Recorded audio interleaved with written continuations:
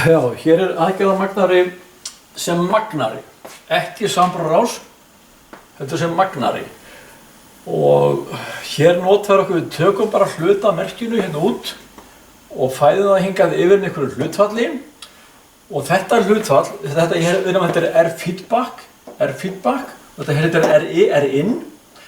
Þetta hlutfall, þar að deilið RI upp í RF, hér er 10K, þetta er 1K, og þá er 10, og því það að hann spennumagnar 10 sinnum.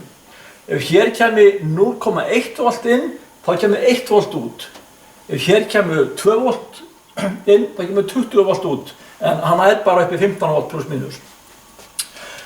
Og það sem er skrítið við þessa magnara, eða þennan magnara, að það er það að inngang, það er að segja, hann leitast við að hafa sömu spennu, það er að segja, hafa sömu spennu á báðum inngöngum.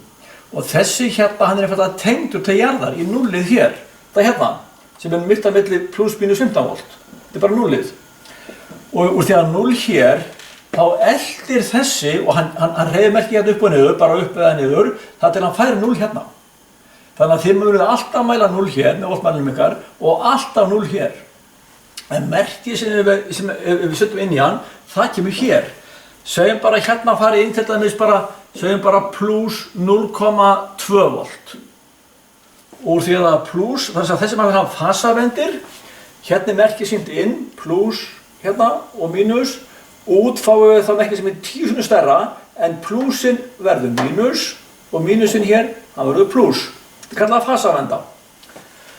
Þannig að þið fáið þá sem sagt, eða kemur plussinn, þá fáið þið mínus út, og eða 0,2, þá fáið þið 10 sinnum stærra, það er þá mínus 2,0 volt. Þannig að eða segjum bara hérna á þessum toppi hérna, ef hérna er 0,2 volt hérna, hér er 0,2 volt, þá eru þau hérna mínus 2 volt. Þetta er þetta pluss.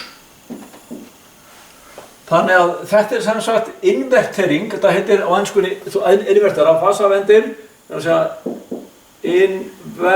invertering og bump, operational amplifier og bump. Invertering og bump, þetta er þessi rás. Merkið kemur inn á mínusinn, þá fasavendir hann og mögnunin er síðan hlutfall á þessum tveimur hann hér. Og hann gengur að pluss mínus 15 voltum. Þannig að við skulum bara húka þessu upp og sjá þetta í praxís.